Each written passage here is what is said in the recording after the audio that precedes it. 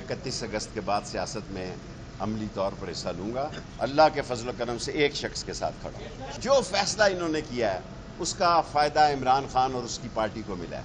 मैं समझता हूँ ये इनकी शिकस्त का एतराफ़ है। अदालतें इन्हें इस दफ़ा रोन देंगी। मैं 31 अगस्त के बाद सियासत में अमली तौर पर हिस्सा लूँगा और सियासत इनकी फ़ेल हो चुकी है। जो काम इन्होंने किया, जो फैसला इन्होंने किया है उसका फ़ायदा इमरान खान और उसकी पार्टी को मिला है। इलेक्शन से 8 फरवरी से 8 दिन पहले इन्होंने उसको सजाएं दी ताकि और लोगों के जज्बात और हमदर्दियाँ उसके साथ बढ़ें।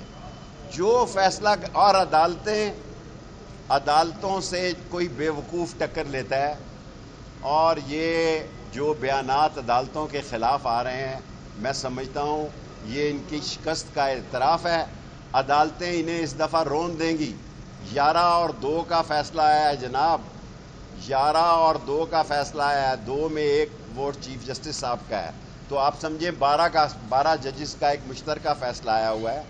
सो ये फ़ैसला करना कि जजों के ख़िलाफ़ जो ज़बान इस्तेमाल की जा रही है, अदलिया के ख़िलाफ़ जिस तरह की बात की जा रही है कि आइनी हाथों से निपटेंगे। जिस मुल्क में ज़िम्मेदारान ये कहें कि हम अदलिया को आइनी हाथों से निपटेंगे तो फिर उसका सियासी अंजाम क्या होगा वो 31 अगस्त से पहले आ जाएगा। सर ये जो अदालतें हैं उसमें इमरान खान साहब के जो भी केसेस हैं वो सारे ख़त्म हो रहे हैं। अब ये इमरान खान साहब इसी बात को कह रहे हैं कि 9 मई के से जो मिलिट्री फोर्स में ले जाएंगे और वहाँ से सजा। देखें सर, जितना फ़ौज को इस्तेकाम, एहतराम और उसका मुकाम है वो इसलिए असरअंदाज हो रहा है कि ये बेवकूफ़ जो कुछ करते हैं उसकी भुगतनी फ़ौज को पड़ती है।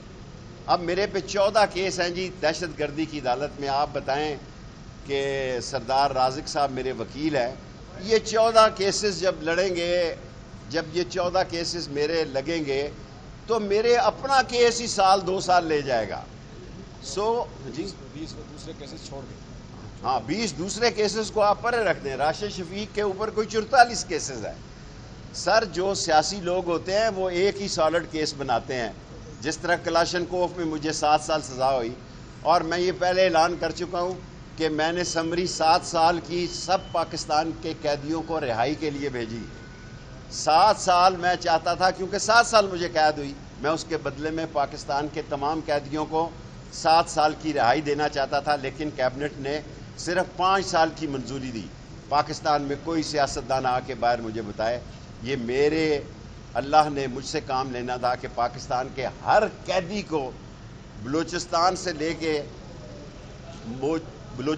लेके कराची तक, खैबर से लेकर कराची तक हर जेल में हर कैदी को 5 साल माफ़ी मैंने दिलाई।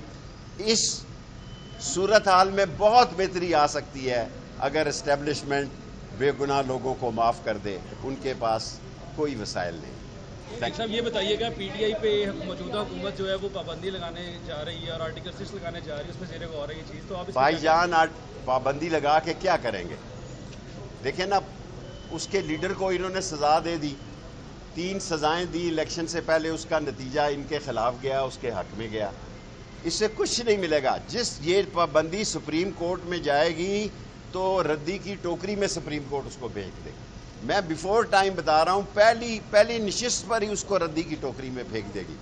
और एक सदर जब होता है उसको, रिजवी साहब क्या नाम था उसका सदर का, अलवी साहब, उसको सारे सल्यूट मारते हैं और जब वक्त गुजर जाता है तो आप कहेंगे कि वो गद्दारी में शामिल है। मैं समझता हूँ ये बड़ी कम अकली है।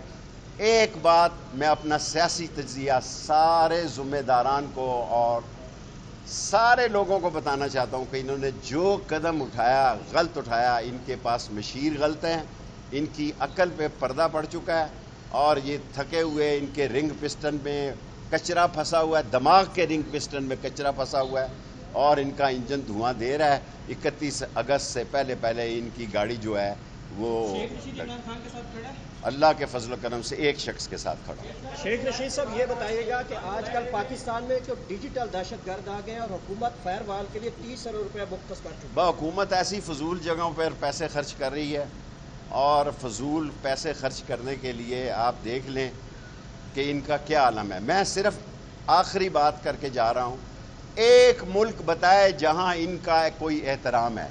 کوئی ایک ملک بتائے. چین نے بھی سارا اسلام آباد پریس اسٹڈی کرے, سارے چینی کمپنیاں دفتر چھوڑ کے جا رہی ہیں. میرے پڑوس میں 70 چینی کمپنیاں دفتر چھوڑ کر چلی گئی ہیں, اور ان کو نہ چین سے کچھ ملا ہے, نہ سعودی عرب سے کچھ ملا ہے.